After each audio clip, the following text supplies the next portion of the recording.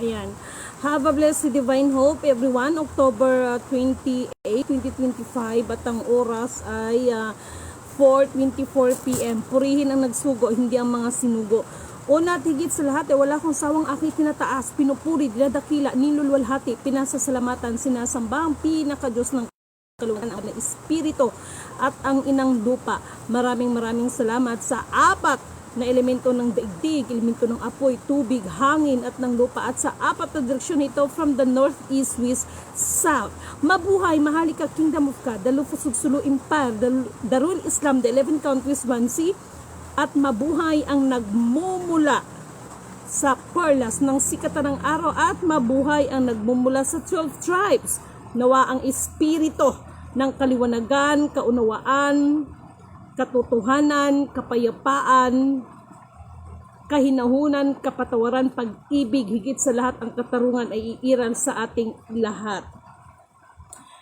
Nais ko muna kayong pasalamatan sa lahat ng inyong mga panalangin at sa lahat ng mga patuloy na naniniwala at nagtitiwala. Hindi ko na ito patatagalin. Kaninang umaga, meron tayong 3 na inihayag tungkol sa Cordillera, sa Mount Arayat at saka dito sa Cristobal. Okay, sa Mount Cristobal. Alam natin yan, na inaano natin yan. But anyway, sana bago ang lahat ay happy birthday muna kay Madam RD Valiente.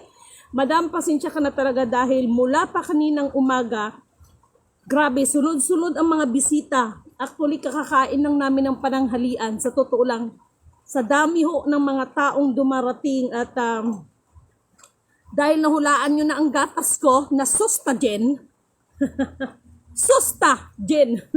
Susgen. Sustagen.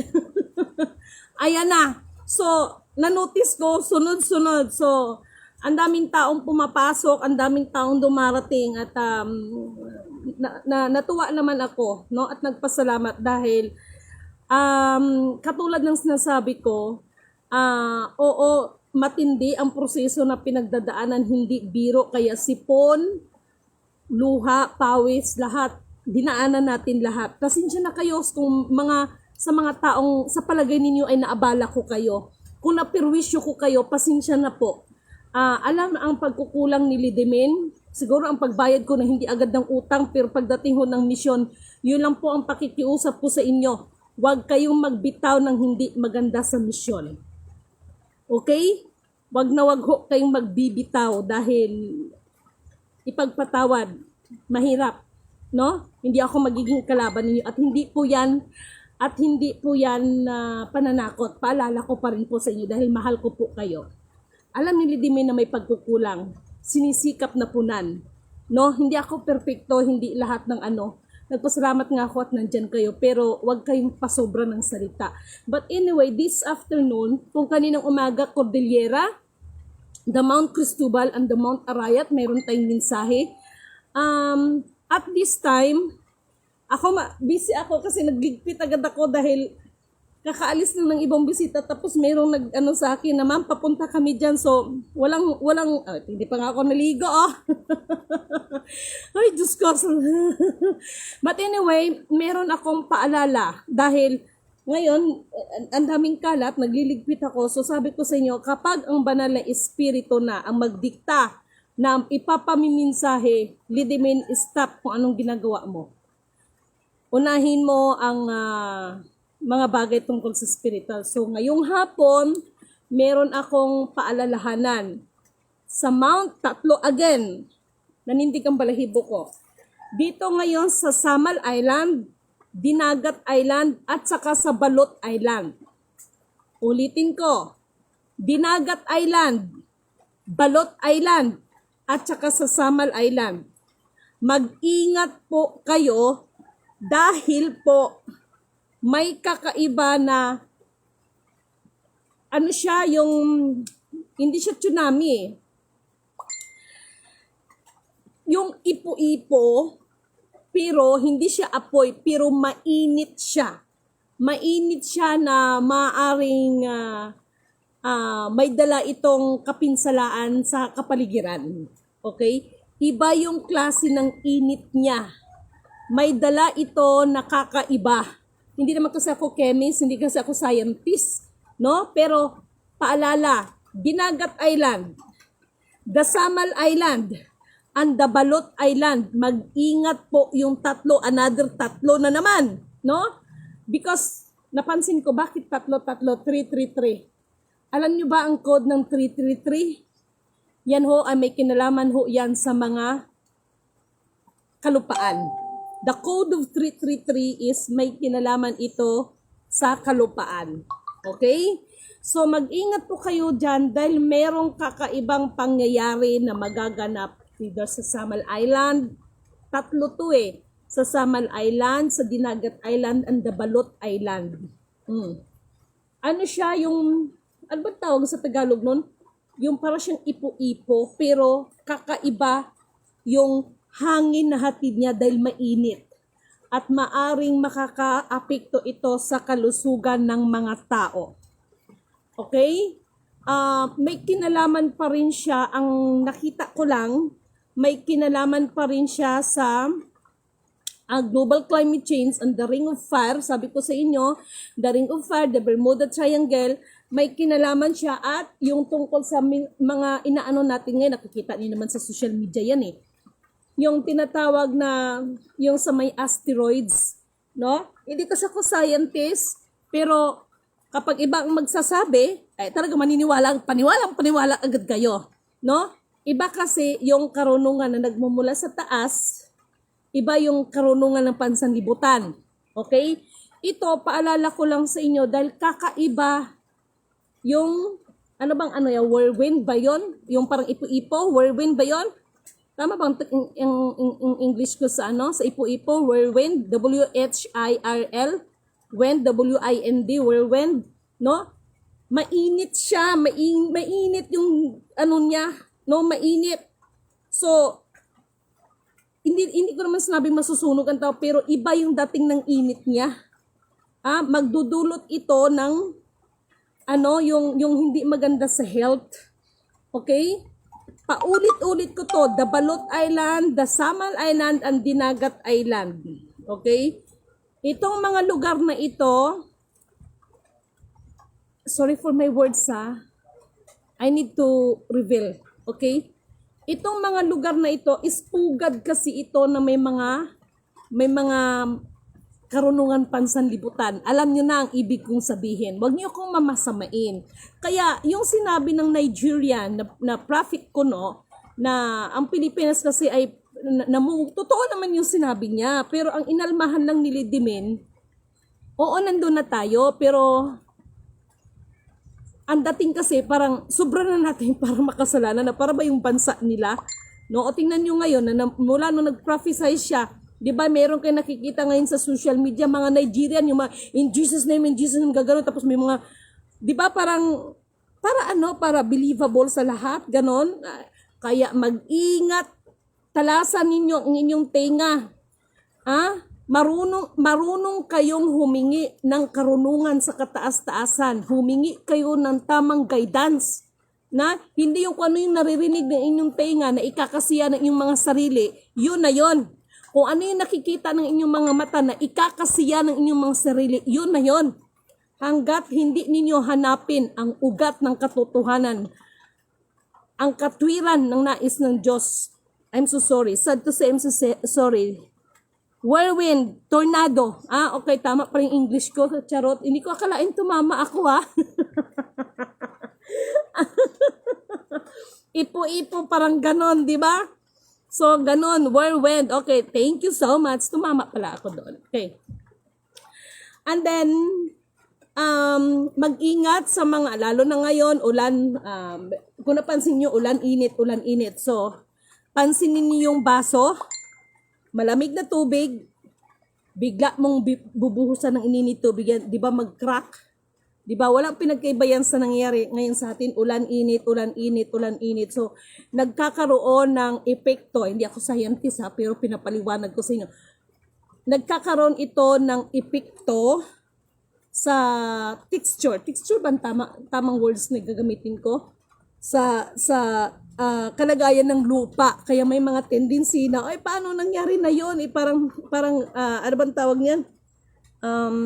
Parang galvanize, hindi galvanize no? So, Bakit ganun yung ganito?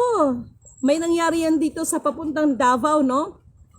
Alam nila na sobrang tigas ng ng ano na yan. Hindi siya simento pero lupa siya, sobrang tigas. Pero sino mag-akala na mag-landslide? Kaya mag-ingat po ang lahat. Maging itong mga malapit, no, sa may mga ilog, may bigla ang paglakas na kahit sabi ko kahit walang ulang biglang pagbaha. Actually nangyari na po 'yan, 'di ba? So, meron ding nangyari ngayon at hindi siya edited. Okay, just wait for a while. Meron akong inaantay pa lang to kanina pa lang. Ma'am Ardi, tatawag ako si after nito, okay? Sandali lang. Sorry ha. Re-replyan ko lang to. Okay? Dito sa mga malapit sa mga ilog, huwag kayong kumpiyansa. Huwag kayong kumpiyansa dahil magugulat kayo biglang lumaki yung tubig. Biglang lumaki yung tubig. Ito pong mga sinasabi ko ay that is not my own understanding. Sabi ko nga sa inyo, nagliligpit nga ako eh. Hindi pa nga ako naligo. Oh. Sinabi ni Demen, hinto ka. Magpaalala ka. Okay, sige. No? Masakit lang sa loob ko, pero hindi ko kayo sinisisi. Nahihiya pa nga ako sa inyo eh. No? Nahihiya pa nga ako sa inyo. Alam niyo, grabe, no? Sunod-sunod and then mayroon kasing kasi kung pera lang pag-uusapan, ito lang sasabihin ko sa inyo, hindi ko lang kasi kayang ipagkalulo ang bayan na pinili ng Diyos.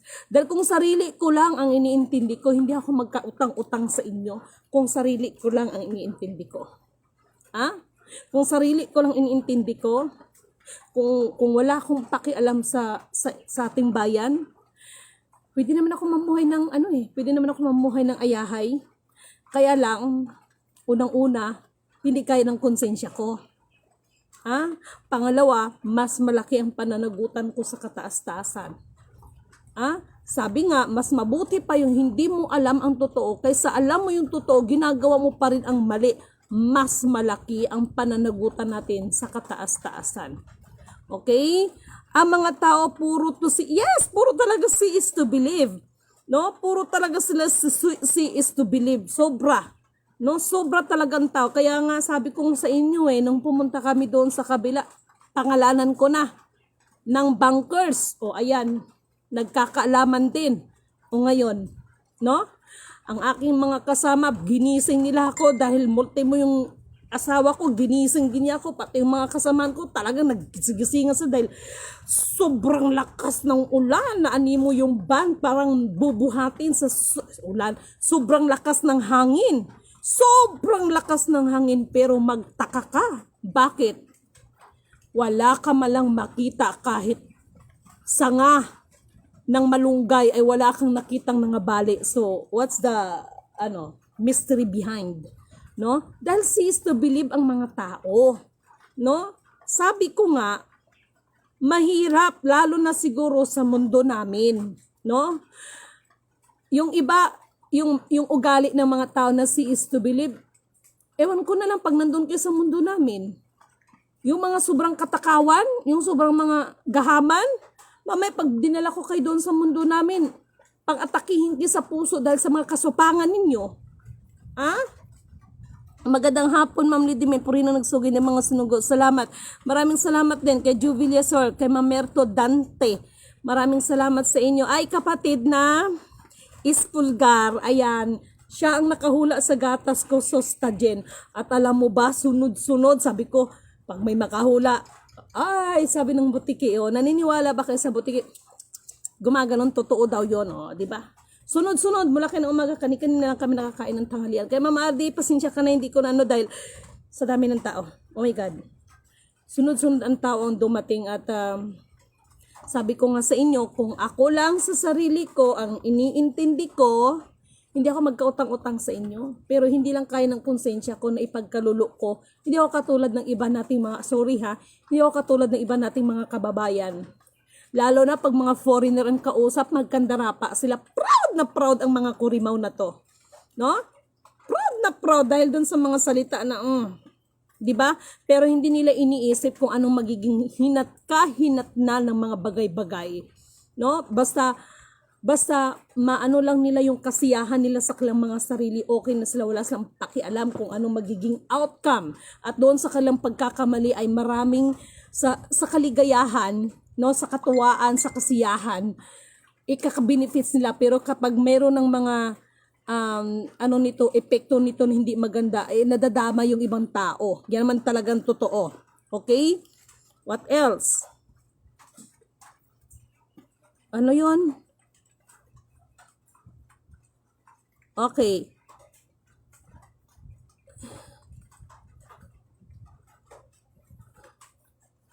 Okay, kaya mga kapatid, mag-ingat-ingat kayo ha, kasi kakaiba. Sabi ko nga sa inyo, before the end of this year, oh my, no? Kanina nga tinanong nga ako, ano na ba itong taon na ito? Hindi pa po, no? Kasi kailangan muna, kung gusto niyo ng biyaya, number one, maglinis tayo sa ating mga sarili. Tama na yung mga mahilig kayo manghusga ng tao, mangutya ng tao, manira ng tao. Tama na. At yung magrarally ha, and this is me, I, Lidimin Canuto declared, si Lidimin na ang nakikiusap. Lahat ng mga organizer na magrarally, hindi rally ang magiging kasagutan. Huwag ninyong ipairal yung sobrang tapang at talinong pansanlibutan ninyo. Makakamtan ninyo ang gusto ninyo. Makinig kayo sa tamang payo. Biblically speaking, ang nagkikinig ng tamang payo at sumusunod sa tamang payo at pagpaplano, that is the formula para yan ay mapagtagumpayan. Just imagine, no? Sampulan ko kayo. Nakikita nyo naman ito sa social media no? Even our FEM senior, no? Yung kapanahunan niya, maski presidente siya, maski matalino siya, pero nag-hire pa rin siya ng mga dalubhasa, depende kung anong specific na kailanganin niya para sa pagiging dalubhasa. Like for example, dalubhasa kasi struktura, so mga dalubhasa. So kahit presidente siya, nakikinig siya sa mga payo ng mga dalubhasa. San Juanico Bridge, kung hindi siya nakinig ng payo sa mga dalubhasa pagdating ng struktura, no, kaya nag-hire siya, ay hindi mabubuo ang San Juanico Bridge, no? Kahit masabihin natin dahil sa pagmamahal niya kay Imelda Romualdez, walang mabubuo ng San Juanico Bridge kung hindi siya nag-hire ng mga magagaling o mga eksperto pagdating sa mga struktura na yan.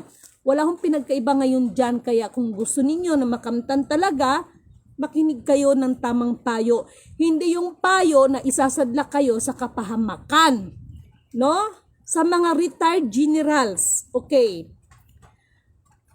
Ako po ay nakikiusap sa inyo. Pagkaisipin nyo po ng maigi ng ilang beses. Alam kong nananalangin kayo, so alam ko naman, no, na naniniwala kayo ng Panginoon. Hindi ho makukuha ang nais ng mangyari ninyo kung hindi po kalooban ng Panginoon. Okay? Kaya sa halip na gamitin yan para sa ikakawatak-watak, mas ikakawatak-watak, mas pagkakabahagi-bahagi natin, pag-usapan, uupuan, at baka sakaling pang yan pa ang magiging tulay, yan pa ang magiging sangkap para ang ating mahal na Pangulo ay mas makita niya rin ang liwanag. Okay? So, dalangin ko na ang espiritu ng kahinahunan, katotohanan, kaliwanagan sa bawat isa, pag-ibig ay iiral sa ating lahat. Okay? But still, I, Lidimin Canuto declared, our President PBBM is still the President of the Philippines. Huwag kayong mag-alala, 3 buwan lang Tatlong buwan na lang, oh. Tatlo na lang hanggang katapusan na lang ng December. Ah? Ang banal na espiritu ang kikilos, hindi man silidimin. Ako, nagpaalala lang naman ako sa inyo. Oh, hindi naman ako na ako ganito, ganyan. Wala namang kapangyarihan silidimin. Silidimin, nagpaalala lang sa inyo ba? Basta ako, masaya ako, meron na akong gatas. Ha? May nakahula na sa aking gatas. And that means, sa kabila ng lahat ay makakasurvive tayo. You know what is the real meaning of gatas? Alam nyo ba kung ibig sabihin kung ano ang pinaka-real meaning ng gatas? O mga spiritual dyan, just give me your idea. Ano ba talaga ang kahulugan ng gatas sa spiritual? Sige nga. Sige nga. Total. Nandyan naman kayo, di ba? Kaya alam ninyo, wag na yung dating na parang nagkukumpintensyahan, pagalingan. Tingnan mo, marami ng mga namatay. Sasabihin ninyo, gutom na kasi, gutom na pala. Follow the instruction kasi. Follow the infinite instruction. Naintindihan ninyo? Kung divine authority ang pag-uusapan, infinite instruction ang iniwan sa inyong abang lingkod na maging silidimin kahit toldo, kahit kuhit, kahit padamdam, ni isang litra ay wala akong dapat babaguhin. Kaya kung anong nakasaad, yon ang masusunod. Hindi ako maaring gumawa ng sarili kong programa kay lahat ng mga bagay-bagay ay nakaprogram na yan. Okay? And I, Lidimin Canoto declared. No? Mga magulang, pagsabihan ninyo ang inyong mga anak, paalalahanan ninyo, huwag makisali dyan sa mga rally na ginagamit sila ng mga politikong may mga sariling interest din sa ating bayan. Ngayon, pag nagkakadimandahan, sapat ba ang mga binayad nila sa mga kabataan natin? Masisira pa ang mga buhay ninyo. Mga kabataan, makinig kayo. Ang nakikinig ng payo ng mga magulang ay isang malaking blessings ito para sa inyo. At ang mga nakikinig ng payo ng magulang ay hahaba ang buhay. Biblically speaking, nandyan yan. Kaya mga anak, yan, anak nang tawagin ko sa inyo. Mga commanders, mga anak na ang tawag ko sa inyo. Makinig kayo sa magulang ninyo. Kinig kayo. Dahil kung hindi, alam ninyo ang nanay, kapag mali, lalo na kahit mali ng kanyang anak, alam nyo ba na kaming mga nanay, alam namin na mali kayo. Pag napapalo kayo ng mga anak, nasasaktan din kami, baka akala ninyo. Masakit din sa amin. Bawat palo namin sa inyo ay masakit din para sa amin. Nararamdaman din namin dahil kayong mga anak, mula kayo sa laman at dugo. At just imagine, 9 na buwan kayong nasa sinapunan ng inyong mga ina. 9 na buwan kayong inalagaan. Okay? 9 na buwan kayong inalagaan. Kaya mga anak, makinig kayo sa payo ng mga magulang. Ang nakikinig ng payo ng mga magulang, hahaba ang buhay. At ito ay ibibless ng ating Almighty Creator. Naintindihan niyo ba ako? Kaya sa halip, ngayong November, is October 30, Bonifacio Day. List lang. Because I, Lidimin Canoto, declared, mananatiling presidente ang ating mahal na Pangulo. Antay lang kasi kayo. Huwag kasi kayong gumaya sa panahon ni Moises. Sa panahon ni Moises, nakipag-usap, nakipagtipan lang si Moises, kaya umakyat siya ng bundok Sinai. Ang ginawa naman ng mga tao sa baba na inip, na buwisit, no? Nainip sila, gumawa ng sariling panukala. Ayun, gumawa sila ng sariling Diyos-Diyosan nila. Totoo, hindi. Wag naman kayong ganon. Gumagawa kayo ng mga sarili ninyong mga hakbangin na hindi naman naaayon sa Panginoon. No? At naalala nyo ba, mawalang galang na mga mahal kong kapatid ng mga taga-INC? This is it. Marami na ang naglalabasan. Marami na ang lumalabas. It's not too late. Wala pa naman paghuhukom eh. Alam niyo yung ibig kong sabihin. Nasa na pala si Vintora Talarok. Vintora Talarok. Okay? Vinturada Talarok. What I mean, Vinturada Talarok. Okay, nasa na kayang ate? Nasa na kayang kapatid na yon? Ano? So, kung napanood mo ang aking video is nandito ako sa General Santos City. Okay? Sa totoo lang po, kung silidimin man ay mayroong gumagawa ako ng mga bagay. Alam ko I cannot please everybody, but ako po binibigay ko pong address ko eh. No? Nandito lang naman ako sa Baganga Apupong lot 5 General Santos City. No? Kay ate, ang mga ate Vinturada Talarok, no? Kung saan ka man din ngayon ay hoping na nasa mga mabubuti kayong kalagayan. No? Marami, mga lahat ng mga kapatid na gumagalaw. Basta ako nandito lang ako sa inyo. Kung kailangan ninyo ako, nandito pa rin ako para sa inyo. Hindi ko naman sinasarado ang pintuan ko, yung bintana ko para sa inyo. Pero ngunit subalit datapwat, alalahanin ninyo, pasalamat tayo, binigyan tayo ng pagkakataon para gumanap ng isang bagay.